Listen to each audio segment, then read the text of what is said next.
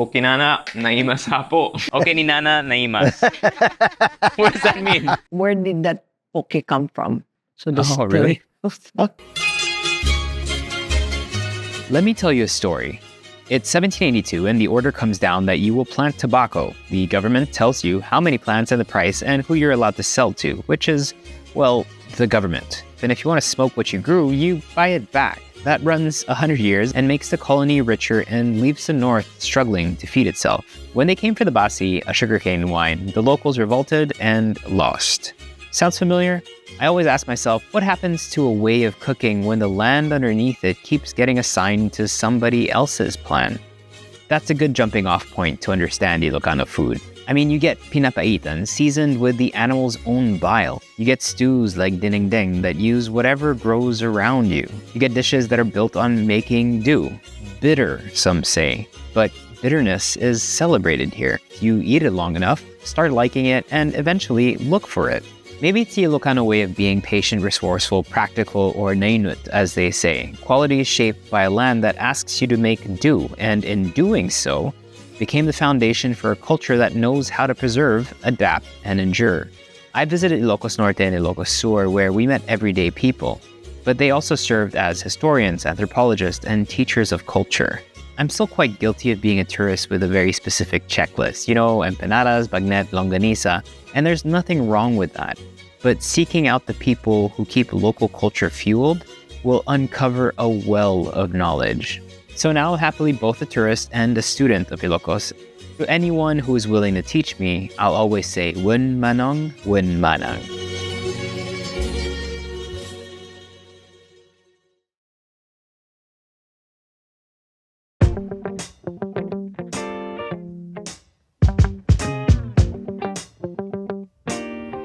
Nena is in Santa Maria, Ilocos Sur. If you've ever driven up, you have passed La Union and are still a drive away from Vigan.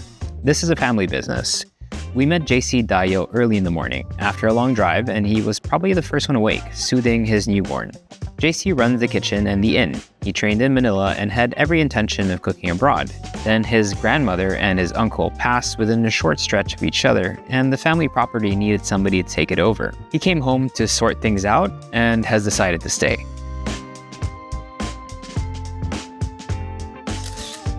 I don't remember the last time having breakfast is heavy. Yeah, I was gonna say, I don't think anyone has, or I don't think anyone should. It's just for a special occasion. But you have to serve it family style if you want to be, you know. Are you gonna eat anything or? Oh, definitely. Okay. I'm just trying to figure out where to start. Here you go. Thank you. Okay, so we have Bagnet. Let's try a bit of that. Wow, this is intense. It's 7 in the morning. This is good morning and then good night. Right yeah. after. Oh my god.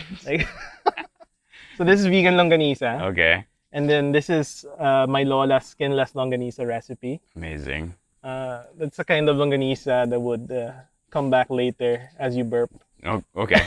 You just need more soup. I'm ready for that. This is bagbagis. Okay. So it's usually made along with the bagnet. So while they're frying that up, they're also frying that up. So this is intestines, right? Yeah. I don't think people realize that bagnet and bagbagis for breakfast is not really like a super common thing. But this is kind of a rich spread for breakfast. And then what do I do with the kamatis? So the onions. So this is the typical sausawan for your bagnet. So okay. Bagnet's typically made without seasonings. Yeah. So it's a preservation technique. You put your seasonings after. What's typically done is they give you the whole tomato and then just kamut. Yeah, I've seen that. Yeah. And then you just drugin mo lang on your plate. So you mix the onions and just a bit of the bagoong, and that's how you typically flavor your bagnet. And it's a fish bagoong usually. Yeah, fish bagoong. Okay. When, as an Ilocano, when do you start appreciating fish bagoong? You think? Oh, I didn't appreciate it until much later. Right? Yeah, it's something that takes, I think, a little bit of maturity to kind of understand the flavor. Even just the vegetables. Yeah. Usually, as a kid, you're like, I don't want that. Because you have this concept of Ilocano cuisine as people here loving meat and being very meat heavy. Yeah, we do love our pork, definitely. Correct. But it's also ironic in a sense that you also really like your vegetables, right? Oh, yeah. Yeah. I think the misconception is that the pork is the star. I think originally it's the vegetables that are the star. Because everyone has a vegetable garden in their backyard, or their neighbor produces too much of so-and-so, and then they just give you some. So they barter. Yeah. Yeah. And we're talking about, my lola's age, that would be post-war. No one's wealthy, basically, or rarely are people wealthy. So meat is a once-in-a-week kind of treat. Yeah. So meat, especially bagnet. So if you prepare a pig, you don't want anything to go to waste. Correct. So before the whole nose-to-tail movement showed up, everywhere in the Philippines is already doing that, Yeah. So that Ilocano culture was already very early rooted in you, right? Food. Rooted, not completely appreciated, which is, of course. Which is usually the case. Yeah. I think with most cultures around the world, right? Yeah. And why do you think Ilocanos are so kind of like staunch advocates of their own cuisine and how they eat? No one advocates for them. Kapampangan, countrywide, everyone's like, yeah. They're set. Yeah. They got that reputation down. Ilocanos kind of have to fight for that, because even when it comes to tourism, and most of what's written about Filipino food culture is focused in that region. Correct. I mean, as you guys would know, regionally, there's gems everywhere. Correct. You just need curiosity, right amount of adventurism or, adventurousness to kind of coax it out of a place. So Ilocanos are kind of like, hey, we got good stuff too. I mean, we get the whole regionalism in the country. I guess Ilocanos being a huge reason, by the way. So you get all the way from Pangasinan all the way to, Yeah, it's massive. to Isabela. Yeah, correct. Yeah. And the Ilocano region, within the region, there are regions of Ilocano culture that are completely different. I mean, language is similar, but then the food is kind of monolithic, but there are subtle differences. Yeah. If Pampanga has sisig, Ilocanos have what? Top of mind would be pinakbet. Because you see pinakbet all the way down south, basically. Abroad, with the diaspora, you'd see pinakbet everywhere. Right. Wherever you see Filipinos, somehow there's pinakbet. I mean, because sinigang and adobo is not really like a specifically regional dish. But pakbet, Really comes from here. Yeah. The only argument would be what type of vegetables you You're put gonna in. put in. And then they're going to get into a fist fight about that. But then within the region, they'll be like, yeah, pakbet's our guy. And then internally, they're like, oh, you don't put that. Yeah. Oh, you're not supposed to use that.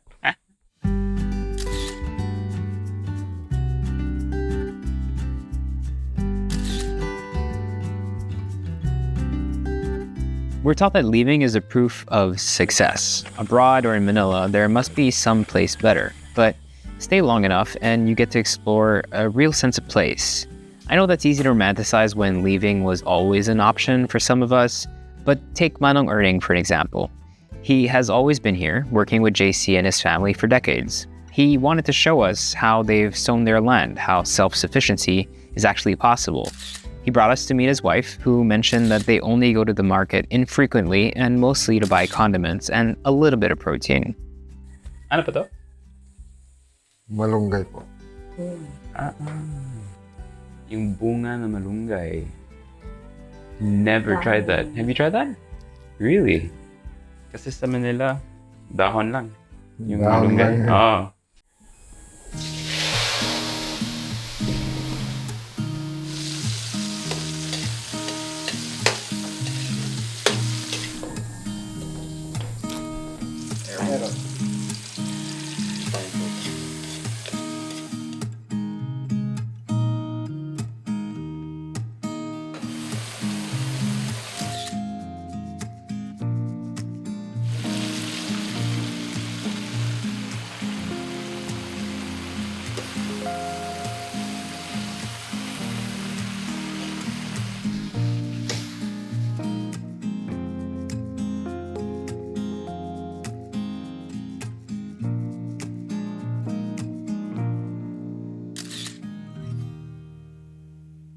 Tikman ko muna yung kamatis kasi yung kamatis na sa Manila ang pangit.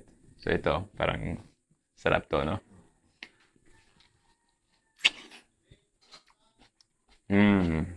I think what's key with pinakbet in general is, like Chef was mentioning a while ago, the accessibility of ingredients is really important because, unlike in other places where you can't really be choosy or picky with the age of the ingredients, and by de facto their sizes, which overall makes a very different dish. Here, since everything's really close by, you can control how big the eggplant is, how small the okra is, and that affects the overall flavor of the dish.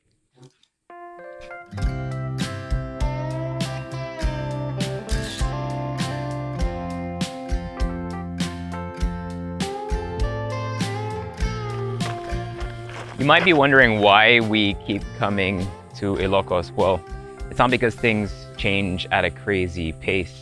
It's simply because it's such a huge region with so much uniqueness to it. But things have changed, and more specifically, food media has changed. And that's changed who talks about the food, who has the right and the knowledge to talk about the food. People now are really advocating for their own regions, their own provinces, their own uniqueness.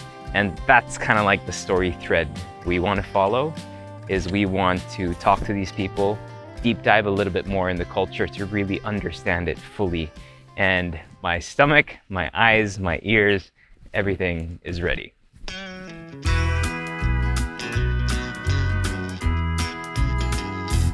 After pinakbet, and whether there's a right way of making it or not, another highly contested dish is bagnet.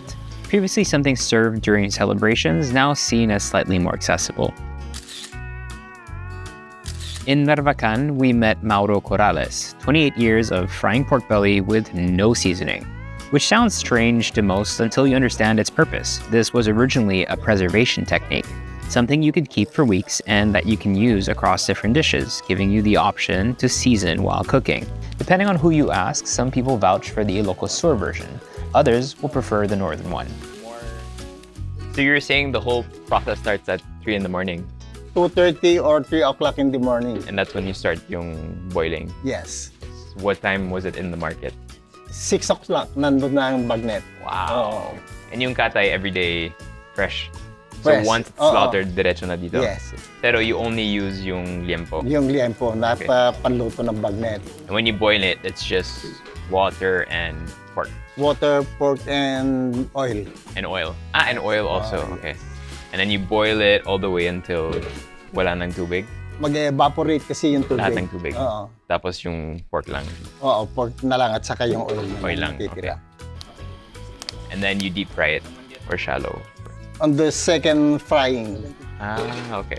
That's where you get it really crispy. Yes. So yung second fry, mabilis. Mabilis. So 3 hours and then... Oo, about 20 to 25 minutes na lang yung second fry. Yung pagpapalambot kasi ang matagal. Iba kasi ang luto ng norte. Ang luto kasi ng norte, linalaga muna bago i-deep fry. dito. Kami dito, basta pinaghahalo na namin yung oil at saka linalagyan na namin ng tubig. Okay. So by boiling tapos may oil, you're already not just evaporating the water and getting it soft, but it's already starting to get slowly crispy already. Yes. Kahit sa Vigan, iba rin pagluluto nila. Iba? Iba rin. So sino po yung mas masarap? Sabi nila dito sa amin.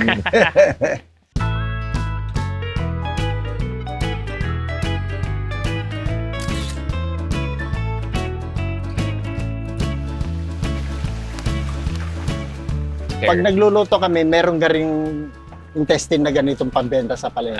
Okay. Oo. Okay.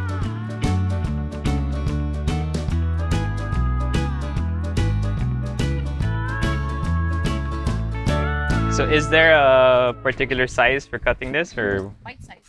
bite size parang ganito? Mas And do you like maganda hit it pag- really like this or just slowly lang? Yeah? Yes, sir. Okay, tell me if It'll I'm be easier for you to chop. if I'm doing something wrong, scream at me, okay? Yeah, sir. No, you're doing I good. respond when my wife wants me to do something, she screams at me. And then I do it very well. I understand. I'm sure you too with your wife. Yeah. So Maro said that this is the best in the Philippines. So no pressure.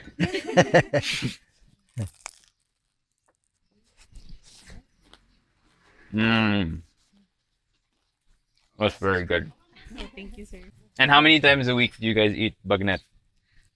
Almost every day. Every day? Yes, Really? Yes, sir, because you put it in vegetables, with vegetables, with vegetables. Wow, bagnet every day. That's a good dream. They say don't get high on your own supply. Doesn't... Okay, ni Nana naimas. What does that mean?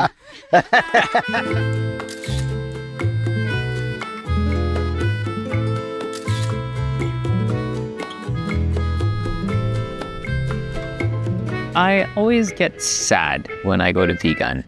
It kind of stands there as a reminder of what we could have preserved a little bit better across the country, and it actually showcases what we have to offer if we decide to care for it. I've always just visited to take a few pictures and learn a little bit about the history, but never to understand what keeps this town actually going. Yeah, the architecture is beautiful, but the people are what make the place. Glenn is a cultural worker from Vigan. He is taking us past the postcards and towards the people he thinks matter. So Glenn, what would you say is the reason Vigan was able to kind of preserve its colonial heritage? Many of the houses here are well preserved. There are about 246 structures. So there's still 246 houses? Yes, houses, buildings, bridges. These are all identified by the local government of Vigan.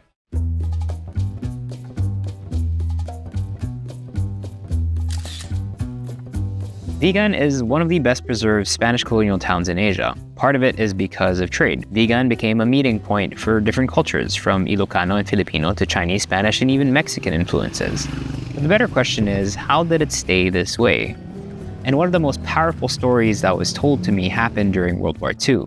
The Japanese were ordered to burn Vigan, but Captain Fujiro Takahashi, who had a Filipino wife and children, chose to leave it standing after a priest agreed to protect his family. He knew that all of this was worth preserving, and because of that, and because of love, Vigan was spared.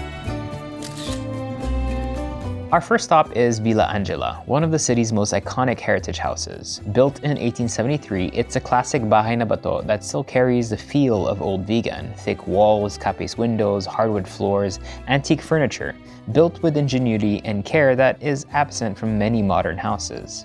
It was really hot outside that day, but indoors we stayed quite cool thanks to that ingenuity.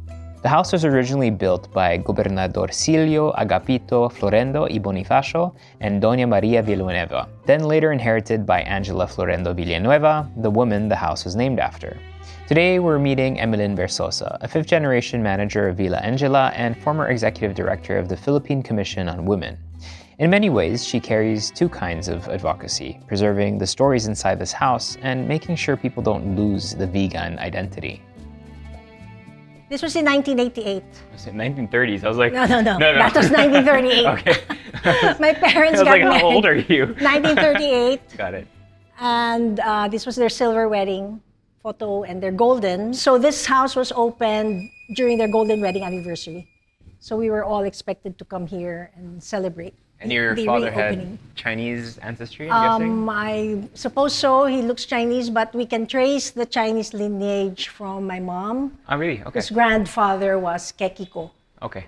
who had a queue on his hair. He had a braid. Oh, wow. And then they changed his name to Lajos. Kasi we all had to acquire Spanish names. Yeah. The one who built the house chose Florendo. He was Agapito Bonifacio. Yeah. Changed his name to Florendo. Florendo. And then he managed half of Vigan, the Mestizo district. Mestizo district had to have surnames starting with F. Really? And the Naturales, they said that was assigned by the Spaniards. Yeah. The Naturales or the Indios, their family names start with A. A. That's how they organized us. Organized, yeah. And then the different towns around Vigan also have their own surnames, like Bantay P, Santo Domingo T, Kawayan Q. And you'll still find those surnames being, Yeah. I mean, everywhere now. Yeah. So if you ask a person's name, and you can tell that you're from This town, or this is where your your ancestry roots is come from. Correct. Right. Yeah. So Mirna's going to be making us the ipon guisado. Ipon guisado. Okay. And so that's the silverfish. Silverfish or goby fries. Yeah. They come only in season during the bear months. Fair. Like October only until February. Okay. So when they come in, it's like gold. And would you say, I mean, what we've realized is Ilocano food in general is quite seasonal.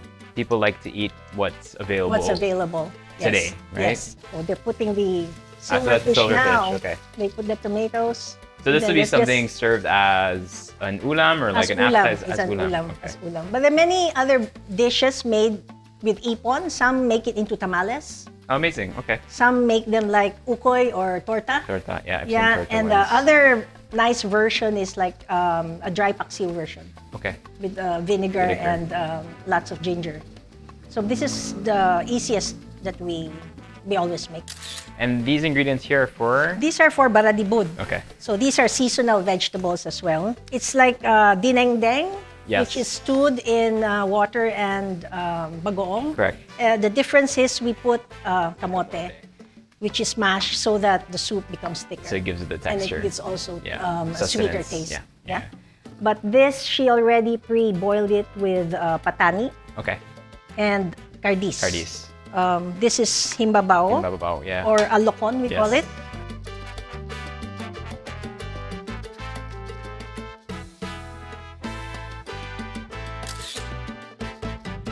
So this is our heritage lunch, Amazing. Erwan. We start off with pipian, which is the soup. This is made of chicken. It looks like kare-kare, but it's actually like a rice porridge. It's thickened with toasted Rice. ground rice. The color is from achuete or anato. It's sour from kamyas, thanks to You brought. Yeah, we have a tree at home. Glenn. Yes. I love that Brought the everyone's kamyas. bringing their souring agents and fruits to the table. It's Right. And then the distinctive flavor comes from a rare herb called pasotes, cool. which the Mexicans brought over. This is from Vigan. Vigan. Vegan yes. specifically. The other towns don't have this. Yeah, this is incredibly delicate, and the pasotes is not. It's not an afterthought. It really is a main feature of the dish. Like that flavor really comes Yeah, through without nicely. pasotes, it's not pipian. It's not pipian, yeah. Wow, that's delicious. It is, yeah. And then the kamyas is boiled and mashed inside, I'm guessing also, right? It's simmered together with everything. Yes. Okay. I'm gonna try. Try. Yeah. This is the ipon. Ipon. I actually grew up eating these with olive oil. My mom would make. Oh yeah, You know, like when you- dulong. Yeah, like dulong, yeah.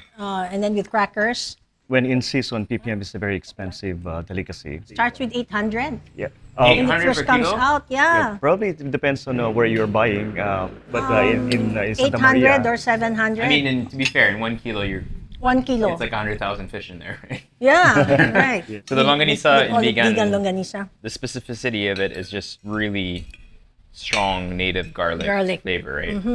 And it's not sweet at all. It's just No, garlic, a little no. bit of pepper, No, we don't like sweet. very savory. yeah, and a lot of producers of this kind of sausage are located in one community or barangay. Yeah. So how is Bari de Bud different from Dinengdeng. Dinengdeng? Yeah.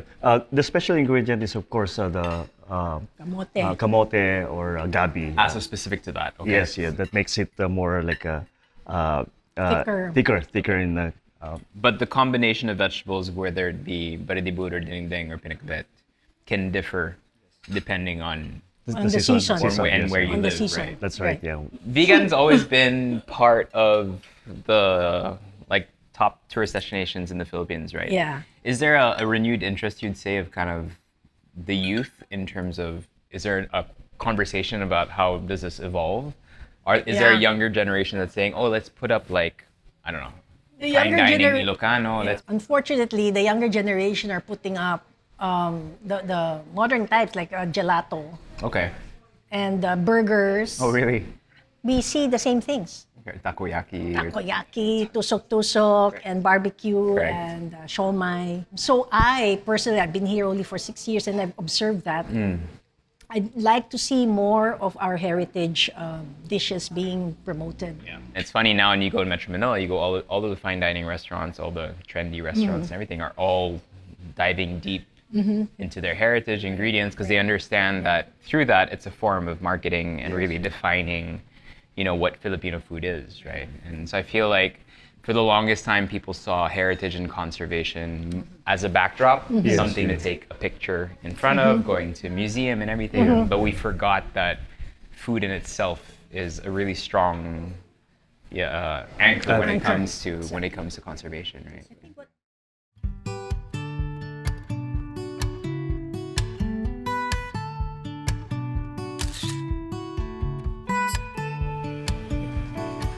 I highly recommend reaching out to local guides in new cities when someone's dedicated to showing you local hole-in-the-wall spots like this bakery off the main streets in Vigan. It can make your whole trip worthwhile. All this thanks to Manang Glenn. So what's this called? Canatillo, Cantillo. Yeah. This one is torta. torta, torones de maní, masa podrida, yema, and we also have the royal bibingka. Yeah. And these are very... We don't see them every day. Yeah. Yeah. Turonas mani, this is the one with the... It's made of honey, Okay. and then sugar. It's like nougat. I like it a Yeah. bit set. Yes. Like nougat, yes. I remember these as a kid, but I haven't seen them in a long, long time. Masa podrida, right? What exactly is this? The usual flour, sugar, and then inside we call this crema. Okay. It's made of flour and sugar also. It's the same with the palaman of the bolero in pianono. If you translate in Spanish, it's like rotten flour. Rotten flour. Yes, yeah, but Yeah. it's actually tastes like shortbread. And this is torta. Yes. So I've had torta in like the Visayas mostly. Yes, yeah, that's right. Yeah. Is this a similar Yes, it's similar. Yes. spongy? And you get the orange hue comes from Food coloring. Okay. This is tasty also. These are yema balls. So yema, arguably the best Filipino candy of all time. I love it. And this is your royal bibingka. Cassava No. or rice? Rice flour. Rice flour. Yeah. Yeah, that's like the most important dessert for the Ilocanos, especially in Vigan. This is, Everything. I'm not kidding, this is incredible. Yes, This yeah. is so good. Yeah. That is so good. I mean, bibingka for the Tagalogs is Yeah. the pancake, right? Mhm. Cooked with the charcoal on top and then the bottom. Yes. Yeah, that's bibingka. Christmas. Pugon, that's in Pugon. Yeah. The pugon. Yeah. Different the from Christmas the one. Christmas one, yeah. It almost has the texture and the oiliness of tikoy. I don't know if you Okay. tried tikoy. Yes. Yes. Yeah. But it's kind of like an eggy flan custard. So when you say bibingka in Ilocos, That's it's- royal bibingka. Yes. Yeah. Like this is That's what that. people Yeah, expect. Yes, it's that's different right, in yeah. taste, of course. Yeah. That is so good. Good thing we walk in vegan. Yes, that's so at right. least I can Very, very walkable. try very and shed accessible. calories after all the eating that we've been doing. Thank you so much. This is delicious. yeah. Thank you.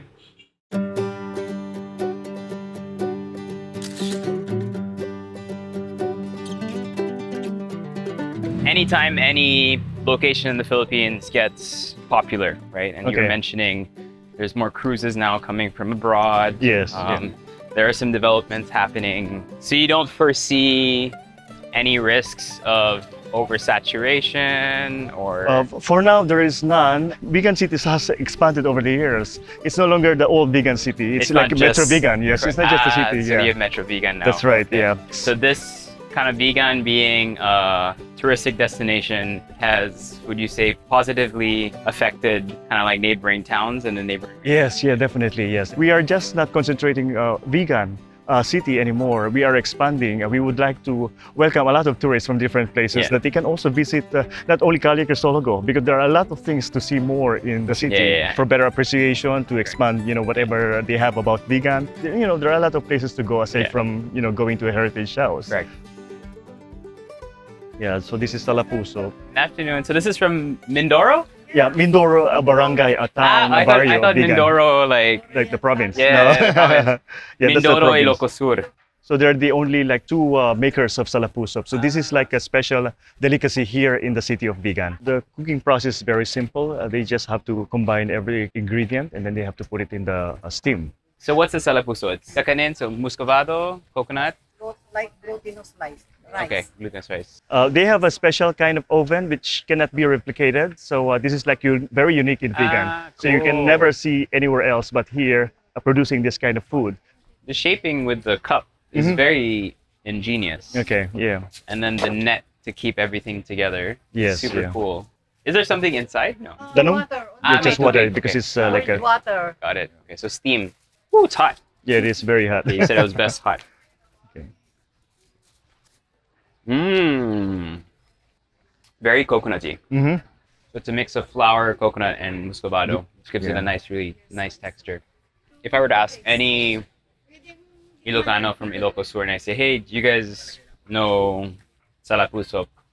What's the, would you say like 100% everyone knows? No. Or just like something your grandfather would know, your grandparents? Yes, most likely a grandfather would know. But for the kids, they're not very much oriented about this being offered on a regular basis or aware of the ingredients. No. So the problem isn't necessarily the supply. The problem is maybe the education Education, the coming awareness. from the parents. Yeah, that's right. I mean, this is what I always say. It's easy to blame the kids for not knowing their culture, but the kids have to learn it somewhere. That's right, So it's yes, on yeah. the older generations. And I fit myself in that bracket now. Yes, yeah, yeah. It's for older generations to try to kind of pass this down and explain to them why it's special. Right? Yes, yeah.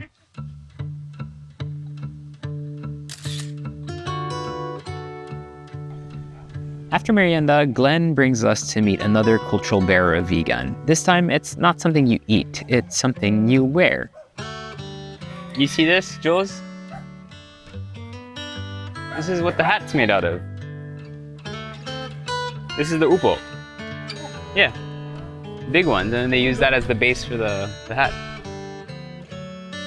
The katukong is a traditional Ilocano hat, often made from dried upo or bottle gourd. It was mainly used as an all-weather protection for farmers and workers spending most of the day outdoors. Today, there are apparently only 2 master hat makers left in the whole Philippines, Teofilo Garcia in Abra, and here, Saturnino, Mandac.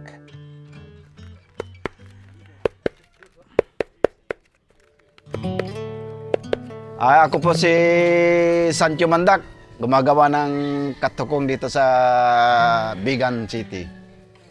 Ito ang ginagamit sa unang panahon pa, yung mga farmers noon. Upo ito, sir, upo. Pag bata pa yan, kinakain. Pag matanda yan, ginagawang sombrero, mga 4 to 5 months. Kasi pag hindi mo naman pwedeng pitasin pag hindi pa magulang yung upo. Hinahati ko yan, pagkatapos tinatanggal ko yung salaman sa loob. Pagkatapos binababad ko sa tubig ng 5 days bago ko linisin yan. Ibilad sa init para tumigas. Pag finishing na binabarnisan yan. Itong bobida, ginagawa namin to, ninalaga namin para ilalagay sa loob. Papako mo lang dito para dumikit. Mano-mano kasi medyo matagal. 15 days ko matatapos. Pero yung kabataan ngayon, hindi na laging gumagamit ng ganito. Binibili ng mga turista. Mga farmer ngayon, bihira na kasi namatay na yung matatanda noon yung gumagamit ng hat. Minana ko sa tatay ko, kaya mahalaga sa akin ito.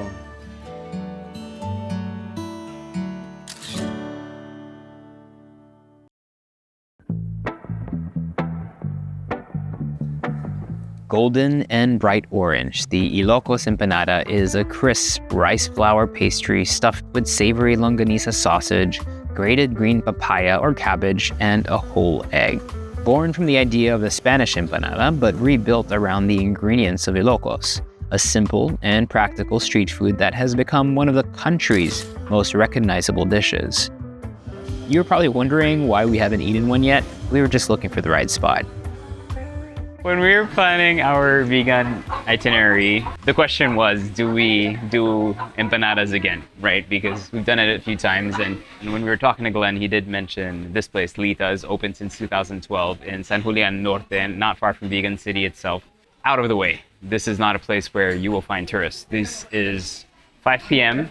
on a Sunday, and it's getting full. So it is a much-loved spot right behind the owner's house, in a barangay where there's not much commercial stuff happening. It's really just residential.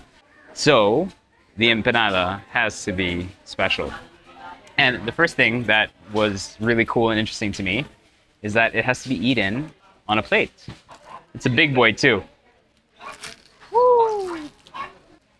That looks incredible. Vinegar with my onions. So you take this and you put it with your empanada on top. You can also add, I'm told, some ketchup. This is different. I prefer just the vinegar.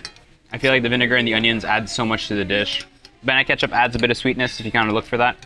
But that onion salsawan that's just so chunky with onions changes the whole dish. I don't know if this will make sense to a lot of people, but empanadas in general always feel more of a snack. This feels like more of a meal. I think just because it is so absolutely stuffed to the hinges with cabbage, so it feels very hearty. The stuffing itself, the seasoning, is not like overly seasoned. It's very kind of mild, which is why you have that onion salsa, if I want to call it that, salsawan. It's a very honest take on an empanada, and that's what makes it so tasty. That combination of the person rolling the dough and the person wrapping the empanada and the person frying the empanada, that triangle of speed is what makes it so good. Yum.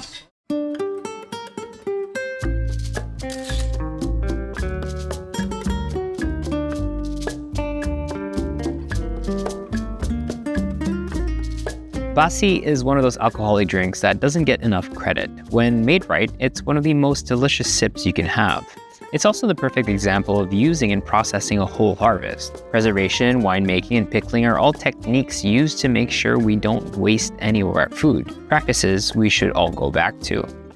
We are in San Vicente, a town known for Basi, and to understand it better, we're meeting Dr. Rotor. He's a scientist, professor, writer, streamer, naturalist, and former director of the National Food Authority. He was also recognized as an outstanding teacher by CHED and a Filipino scientist by DOST. His books on nature and ecology have won major awards.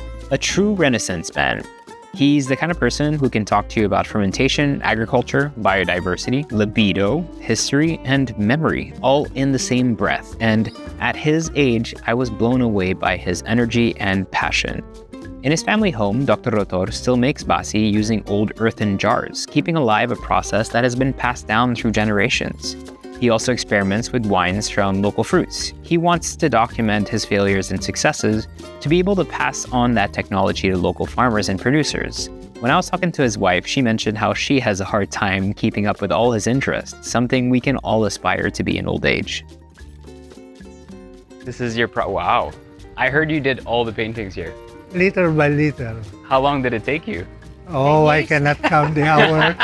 10 years. 10 years. After my retirement, we came It's here. still going on. And so you're just inspired by the trees and nature that's surrounding you? Yes, with my boyhood experience. Okay. You grew up in... I was born here. Ah, I you're grew born up here. here until I went for my studies, then came back when I returned together with my wife. Nice. And then now you started making, I heard, the best... Yes, well, I've been maintaining this even in the city. So your Basi, you still make it traditionally? Yes, I just inherited from my grandparents and trying to continue it. Amazing. And this is the 18th century cellar. This is the cellar. So it's very, very old. Wow. Some of them, the jars are still originally Original. century old. And this one is our flagship product, Basi 2019. And how long do they stay in the jars for? Well, normally about 2 years, 5 years. 2 to 5 years. And on a special occasion, longer. What's the oldest one you have here? This one here, 2012, birthday of our eldest son. Marlos. This was last year. Basi was already developed before the Spaniards came to colonize us. The proof that the quality was really good, it was one of the major items of the galleon trade, which extended up to 2 centuries. It was exported out of the Philippines? Out of the Philippines. Oh, wow. To Mexico. Europe via Acapulco. Yeah. Because there was no Panama Canal yet at that time. So from Acapulco, they would transfer it to the other side and then to Spain. Correct. Then that's Guyabano, that's mango. So these are the fruit wines. Fruit wine, yes. What is important is not only the revival of the Basi winemaking industry, but how we can apply the technology on the grassroots level to include the available fruits in season. When these fruits come out in their particular season, it's a lot of waste. Yeah. Duhat, mango. I was able to develop around 30 different fruits, local fruits, and the root crops, including kamote. Coming up with 2-3 processes, adding to the value of the product from wine to vinegar to nata de coco, Correct. to livestock and poultry feeds for the sediments, and for composting for organic fertilizer. So virtually there is no waste. No way.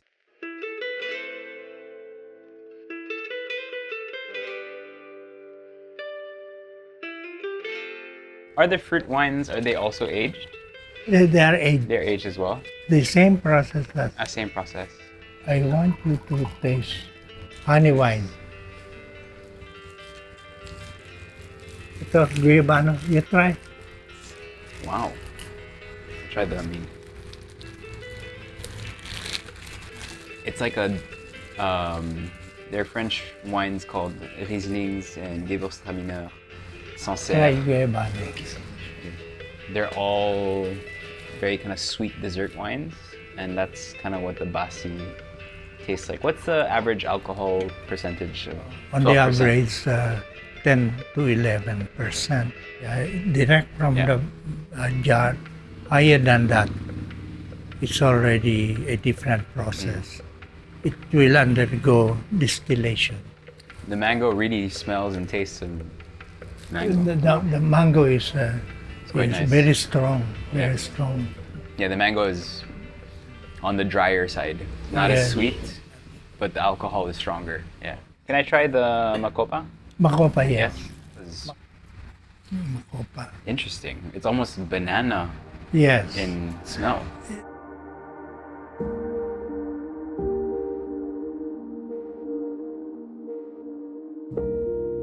What do you think is the most important thing to solve the food security problems in the Philippines? Yes. We are too much attached to the capitalistic system, a captive of the capitalistic system. Example, if you buy a delata, your money goes 60% to the container. What you get only is not even 20%. The rest goes to marketing. You see, it's really a big waste. When you can buy fresh fish, then you can have 3 preparations or 4.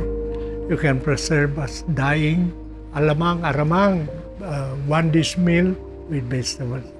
I'm not proposing any ideology, but some kind of practical living. The Bahay Kubo alone, the concept elevated on the level of philosophy, you will become more self-sufficient. You can grow your own food. You can solve your pollution problem. What I'm thinking is the educational system must touch on this. We are under a system where 5 to 10% of the population control the 90% of resources of the world. And yet we say, we are happy, we are progressive. Maybe we have to think deeper. We have to think simpler. And the younger generation should learn more about life.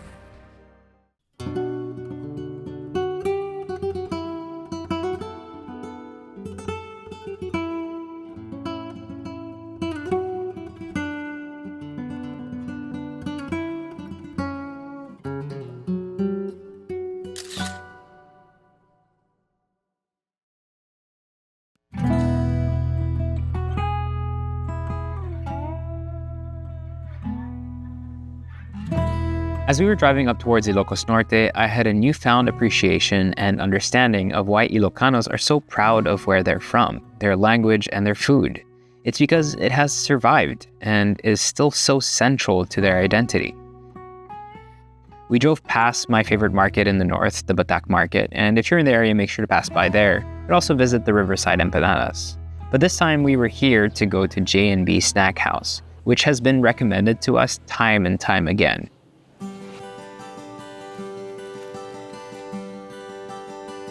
Ako si Leonora Malabet Toledo, dito sa Kaunayan, Batak, Ilocos Norte. Yung sa pagtitinda namin ng karne, yun nagsimula ng nanay ko. Siguro mga 1960s. Habang tumatagal, yung mga hindi nabebenta ng mga karne, ginagawa na nilang longganisa yon. Tapos kung meron namang natitira mga karne na pwedeng pang chicharon, bagnet, ganyan, niluluto nila. Doon nagsimula yung ng bagnet tsaka longganisa namin. Yung kainan, mga 1990s, marami ng estudyante dito, ganyan-ganyan. Sabi namin ng nanay namin, pwede tayong magbenta ng mga pagkain, ganyan. Kasi meron naman kaming karne, hindi na namin po problemahin yung karne. Na tong Bagnet Snack House.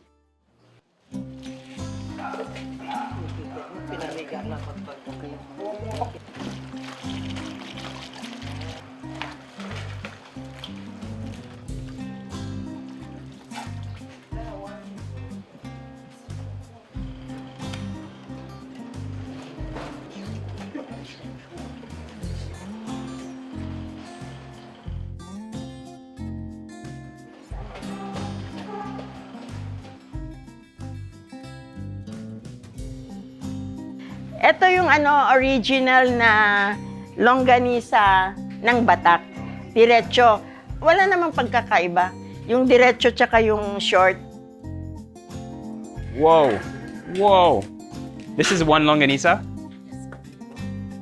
They're cooking some pork belly in the back. Compared to the one we had in Ilocos Sur, this one is the traditional method.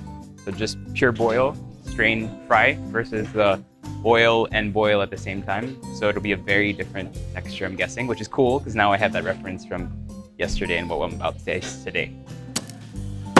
Bagnet day number 2, baby.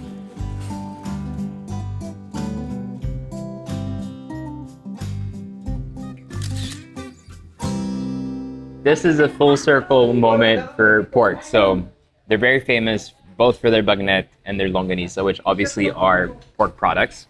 They use and buy pork for the longganisa, which comes with skin, which they don't use for the longganisa, which they then turn into chicharron. The casing, obviously, is usually the intestines that used for a traditional longganisa, and for those that break, are also turned into chicharron. So I'm gonna start with that. Look at that, beautiful, crisp, and blistered, and when it's made fresh, you know it's good. That and your sukang Iloco. I mean, you can also use it like a nacho chip, right? And this just shows you how much people here love their tomatoes.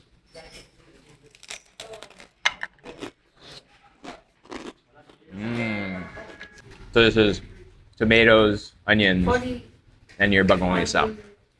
Now our intestine chicharron.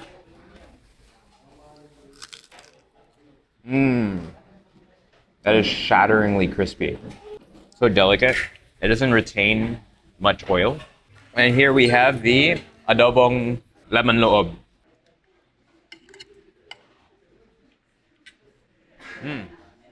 Classic flavors, rendered pork fat. Little bit of acidity, but not too much. Some sugar and some sweetness in there. And some soy. That's a tasty bite. We're gonna have the grilled longganisa. So this is the Batak style. So we're no longer in vegan, right? Sarap kung grilled siya. More smoky flavors. The fat, I think, renders out more. Fried, right? No, yeah. Fried. That's a fried one.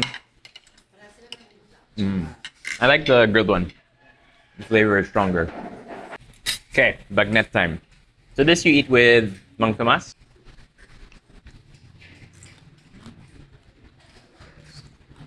Really soft. The one we had in Ilocos Sur had a slightly smaller fat cap. So I think of when you fry it and boil it with oil at the same time, that probably renders out a bit faster.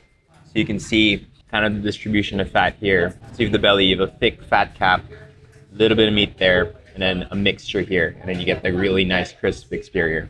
I'm gonna try this with a KBL. So if you're in Iloilo or in Negros, KBL means Kajos Baboy Langka, which is a dish. If you're in Ilocos, KBL means kamatis, bagoong, lasona, right? Yes, lasona. So tomatoes, fish sauce, and onions, but the small onions, the native onions, which are so pungent and aromatic. Balance-wise, Mang Tomas, delicious, obviously, sweet, creamy, really tasty. But the tomato with the bagoong gives it the funk and the acidity you kind of need to cut through a very, very, very, very fatty piece of pork, right? This looks Incredible. Another must eat when you are in this region is Miki. That's almost like ramen like egg drop noodle Chinese cornstarch soup slurry texture. Like it's really thick. Almost like your Batangas lomi. But the flavor is very pork forward. Noodles are beautiful and bouncy. And the chicharron on top. And still longganisa inside as well.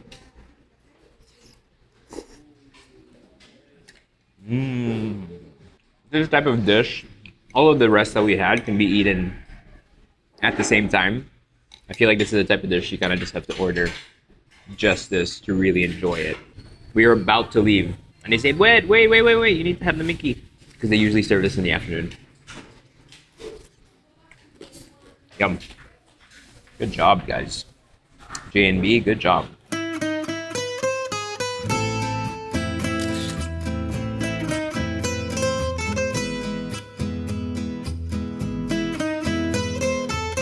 Chef Pam Aragosa is the chef-owner of La Preciosa in Lawag, one of Ilocos Norte's better-known restaurants for traditional Ilocano food.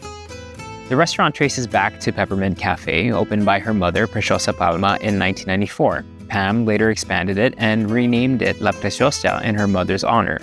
Chef Pam has a strong pastry background, and La Preciosa is particularly known for its carrot cake. It makes sense. Most locals used to look for food that they didn't really cook at home. But her broader work focuses on preserving Ilocano cooking, and today we are in luck. I finally get to try abuos. These are quite famous here and in the Cordilleras. This is called abuos. Abuos or buos. So this is ants' eggs, okay? And they come out only during the summertime. That's why we're serving it to you today. I call this sinamatisan, meaning nilagyan lang ng kamatis. Just purely tomato, salt, and a little ginger. But you have to cook it through because it cannot be eaten as a salad. Kailangan lutuin pa rin. And do not overcook. Until it gets a little dry, that's when you know it's okay. Okay? Don't toast it.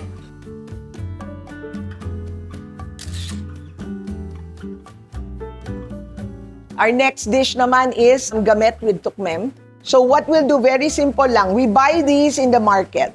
These are baby clams that have already been shelled. They're boiled and you keep the broth because that's where the flavor is, no? You can only buy tukmem during market day. And market day is Sunday. Yesterday was Sunday. So we bought and then we froze them. I'll put the luya. So this is our gamet, comes from Burgos. This only comes out nga once a year. Kailangan konti lang. You toast it a little. So can you smell it na? Wag lang sunugin. Then it has to get a little crispy. So you need salt lang. A little lang. Konting-konti lang. Prepare your gamet while that's boiling. Okay, you just stir them. Okay? There you go. Then, again, put your kamatis, right? This is a very simple and comforting dish for us.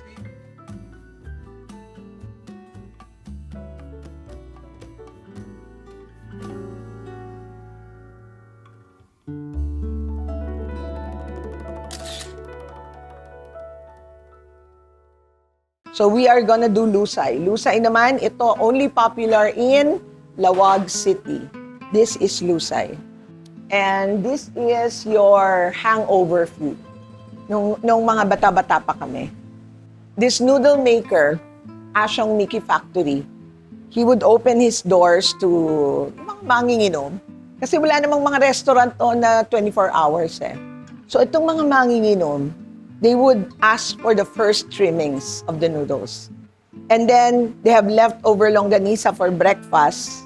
Then they just toss it together like so. Then again, there's kamatis. So what do you have ba in your house? So I put all my tomatoes and onions and green onions. And of course, our pampaalat is bagoong. And this is your dish called lusay, pancit lusay, popularized in Lawag City for this one. And of course, you have extra longganisa, then you top it. Yum, yum, yum. This has been boiled and skinned. Now, to get the charcoal flavor, you have to heat it over open fire. Diba? May kamatis na naman.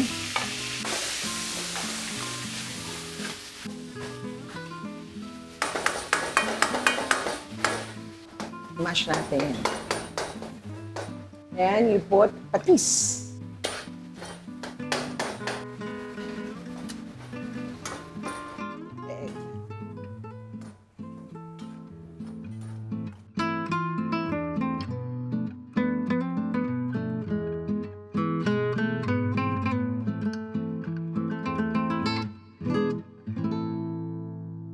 Are these like local dishes that I would be able to find in a recipe book, or these are things that you worked on and changed? You wouldn't find it in the recipe book unless you ask the old people.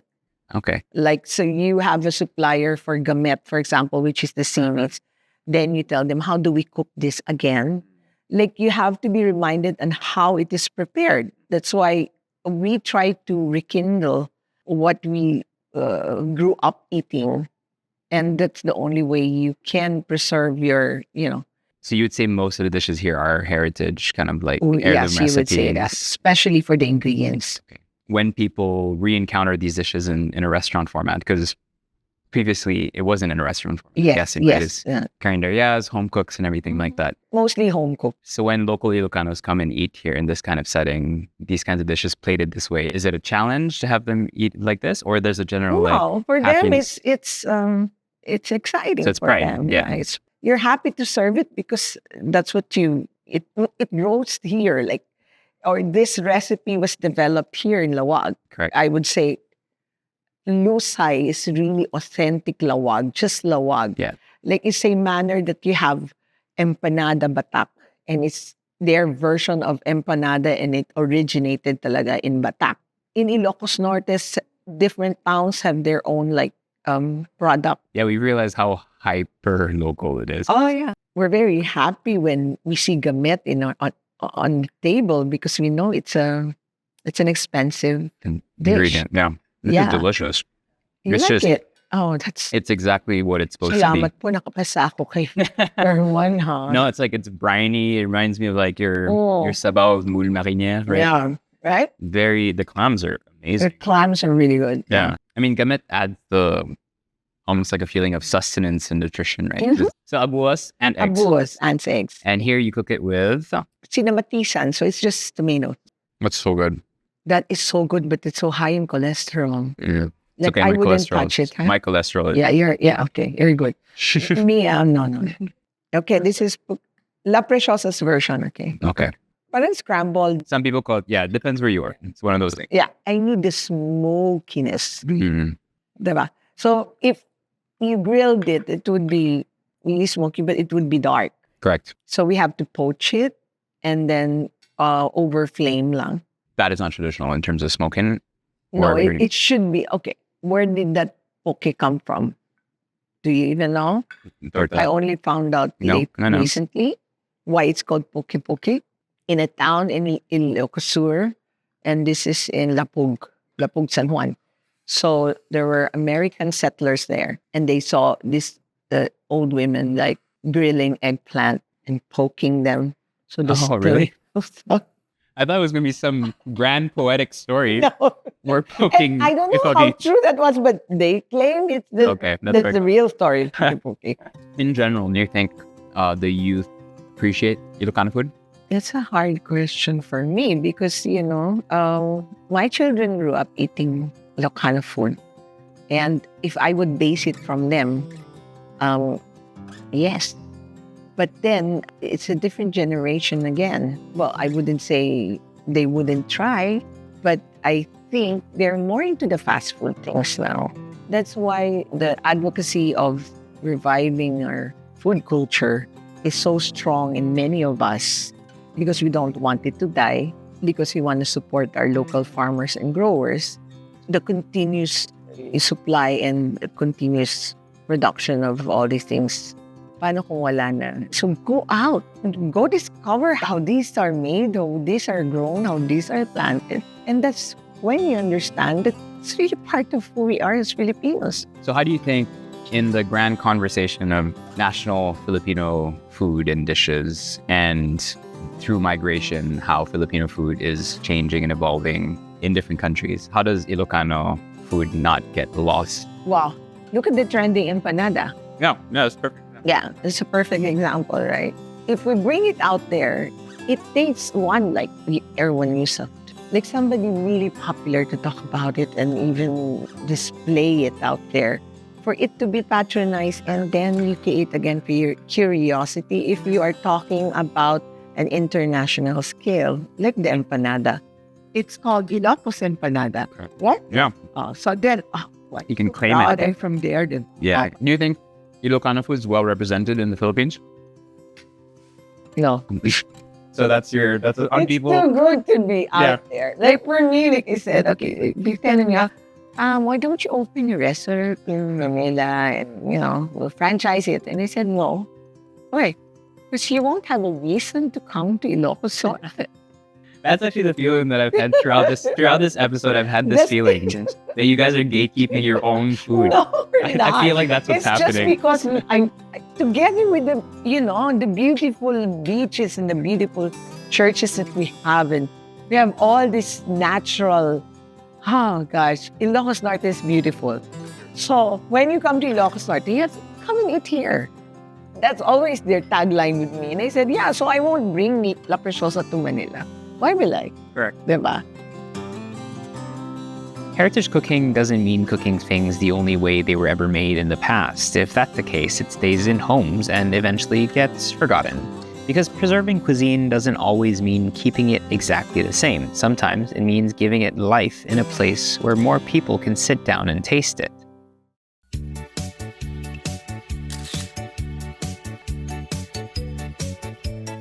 So who gets to preserve culture? Historians, museums, cultural workers, or maybe tour guides?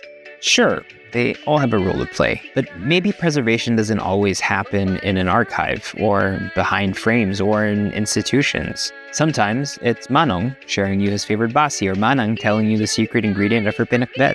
Maybe it's a simple Instagram story proving you went to experience and live a region's culture. Culture only stays alive when people keep living, sharing, and passing it on. So maybe we're all cultural documentarians. Every time we cook, taste, and tell stories about our lands, we all contribute. See, I'm still a tourist in my own country, and happily so. Today, a student of Ilocos, filling my phone gallery with photos and notes. And I really can't wait to share everything I've learned with everyone.